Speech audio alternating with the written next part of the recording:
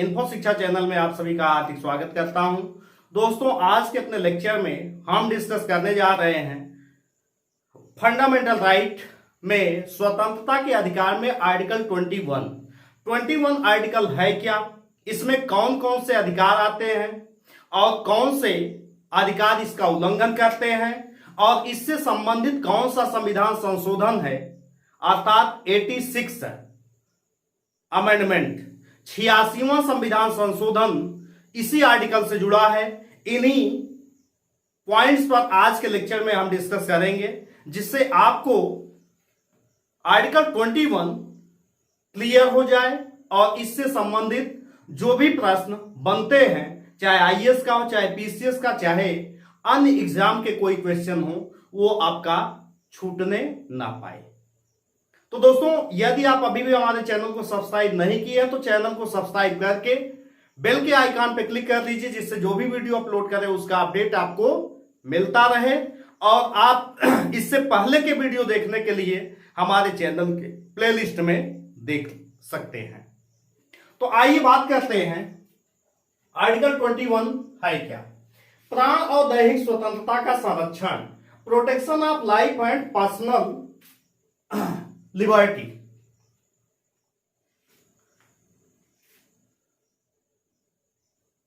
अब यहां से इस आर्टिकल को तो इतना तो रट ही लीजिए, प्राण और दैहिक स्वतंत्रता का संरक्षण, और इसी आर्टिकल को जीवन का अधिकार भी कहा जाता है। तो जीवन का अधिकार पूछ लिया जाए तो आर्टिकल 21 याद होना चाहिए। अब हम ये देखते हैं कि आर्टिकल 21 में क्या चीज दिया गया है। यहां पे अगर हम पढ़ें तो किसी व्यक्ति को उसके प्राण या दैहिक स्वतंत्रता से विधि द्वारा स्थापित प्रक्रिया के अनुसार ही वंचित किया जाएगा, अन्यथा नहीं। तो यहां एक टर्म देखिए, इंपॉर्टेंट टर्म है, विधि द्वारा स्थापित प्रक्रिया। विधि द्वारा स्थापित प्रक्रिया के आधार पे ही, अनुसार ही क्या किया जाएगा, जीवन समाप्त किया जाएगा, आइदर नहीं।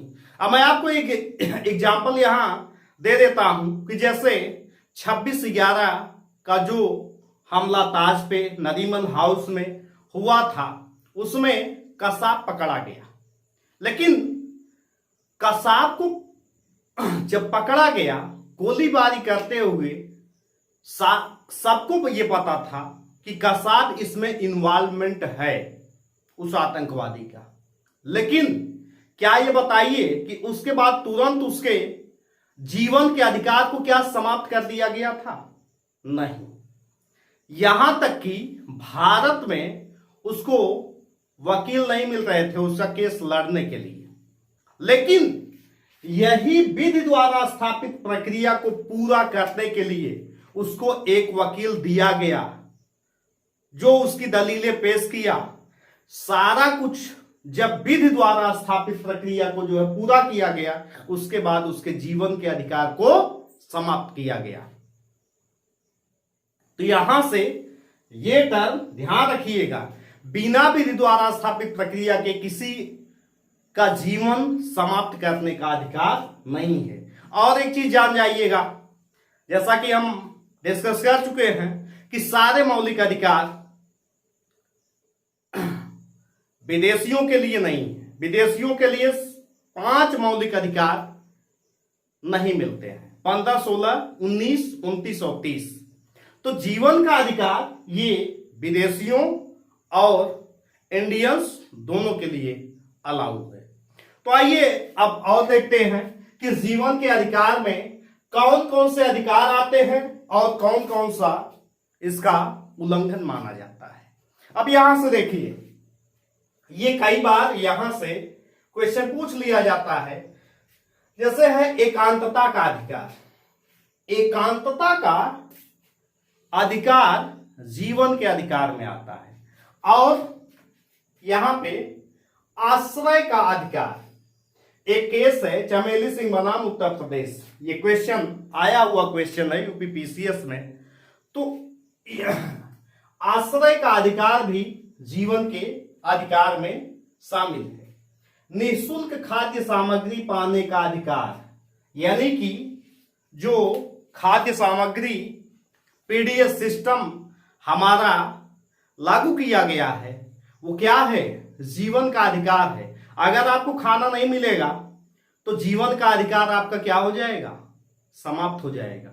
इसीलिए क्या किया गया है कि जिनके लिए राशन नहीं होता है उनको क्या किया जाता है, निःशुल्क खाद्य सामग्री पाने का अधिकार या बहुत कम पैसे पे उनको अनाज दिया जाता है। आगे देखते हैं प्रदूषण मुक्त जल और वायु उपयोग का अधिकार। अब ये जान जाइए, पर्यावरण स्वच्छता ये जीवन के अधिकार में आता है। आप शहर में रहते हैं, नगर पालिका में रहते हैं, आप ये देखते हैं कि हमेशा साफ सफाई होती रहती है। यानी कि वायु गुणवत्ता कैसी होनी चाहिए, जीने लायक। अगर वायु गुणवत्ता सही नहीं है तो आपका जीवन का अधिकार क्या हो जाएगा, समाप्त हो सकता है। अगर जल दूषित है, आपको अच्छा पानी ही नहीं मिलेगा तो आपका जीवन का अधिकार क्या हो जाएगा, खतरे में पड़ जाएगा। इसलिए यहां पे प्रदूषण मुक्त जल और वायु के उपयोग का अधिकार दिया गया है। और यहां से देख लीजिए, फोन टेप करना एकांतता के अधिकार का अतिक्रमण है।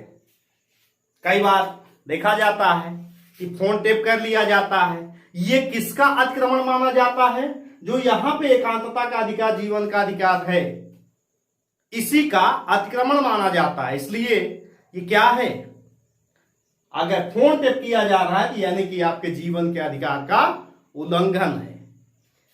अब आगे और देखते हैं, कोई महिला बच्चे पैदा करे या नहीं। तो बच्चे पैदा करना अगर किसी महिला का मन नहीं है तो नहीं करेगी, क्योंकि वो उसके जीवन से जुड़ा हुआ है। और आगे देखते हैं धूम्रपान का निषेध। आप जानते हैं सार्वजनिक प्लेस पे धूम्रपान क्या है, वर्जित है। क्यों वर्जित है कि अगर धूम्रपान कोई करता है तो उससे ज्यादा नुकसान जो बगल बैठा होता है, जिसको उसका धुआं मिलता है, उसको नुकसान पहुंचता है। यानी कि एक लोगों के सिगरेट पीने से, धूम्रपान करने से अगले का नुकसान होता है, उसका जीवन खतरे में पड़ जाता है। इसलिए ये क्या है, निषेध है, धूम्रपान का निषेध। महिला कर्मियों का यौन उत्पीड़न 21 का अतिक्रमण है। और आम जनता के सामने फांसी देने के विरुद्ध संरक्षण। तो आम पब्लिक के सामने फांसी नहीं दी जानी चाहिए, नहीं तो क्या होगा, इससे मान लीजिए सबके सामने दिया जा रहा है, फांसी दी जा रही है, तो छोटे छोटे बच्चे हैं, पता लगेगा खुद ही ऐसा कुछ करने लगे कि जीवन का अधिकार क्या हो गया, खाते में पड़ गया। इसलिए आम पब्लिक के सामने फांसी नहीं दी जाती है। हथकड़ी लगाने के विरुद्ध संरक्षण। हथकड़ी लगाना कानूनन क्या है, जुर्म है।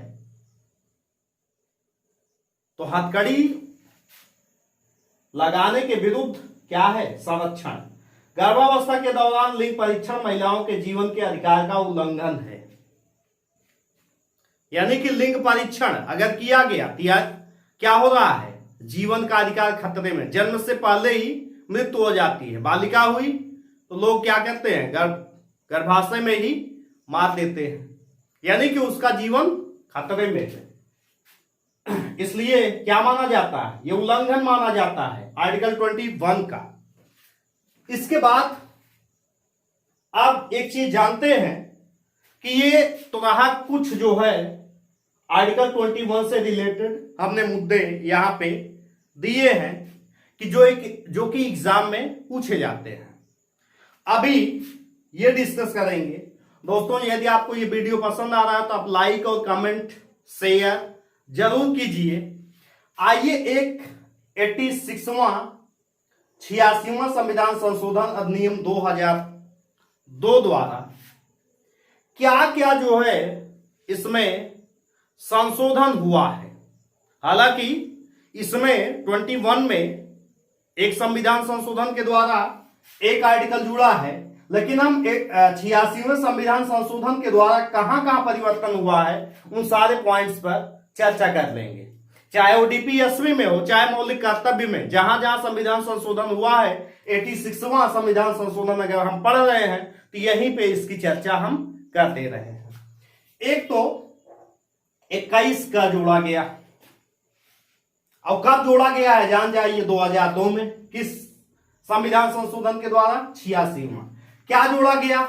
शिक्षा का अधिकार, राइट टू एजुकेशन, जिसको हम कहते हैं आरटीई शॉर्ट में, राइट टू एजुकेशन।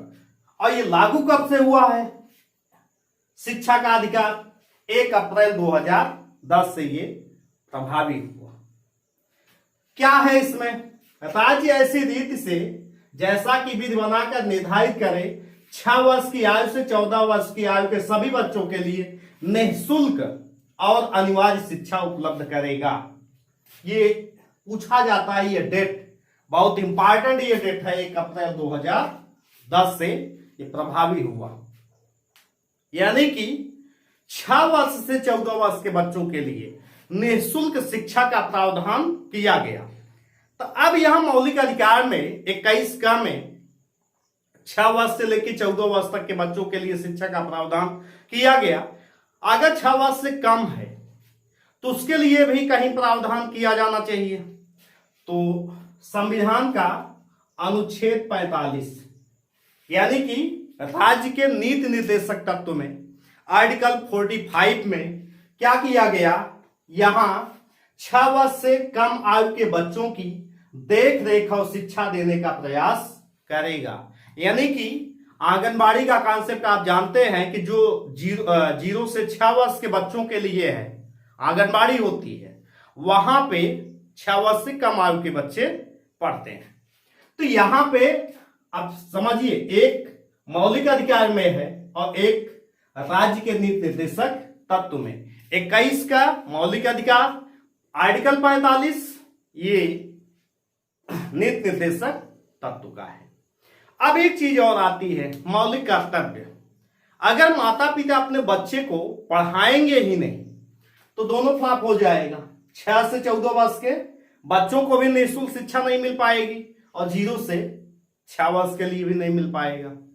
यानी कि एक जगह और परिवर्तन किया गया, जो संविधान में एक मौलिक कर्तव्य है आर्टिकल 51 का, और इसी में अर्थात 11वां मौलिक कर्तव्य जोड़ा गया।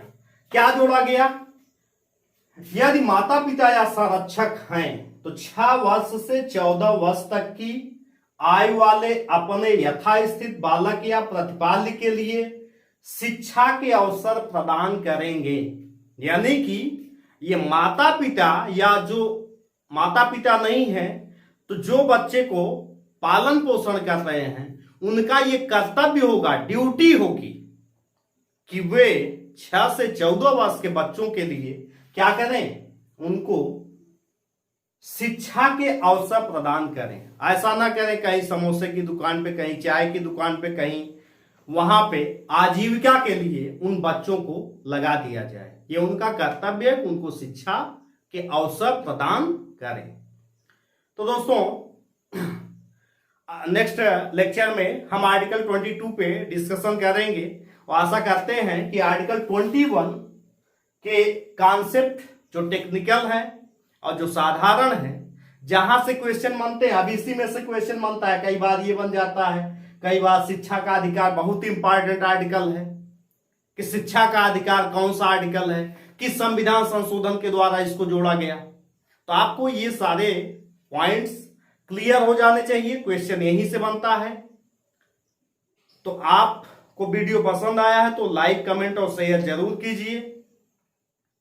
नेक्स्ट लेक्चर में हम दोबारा आपसे मिलते हैं। नमस्कार।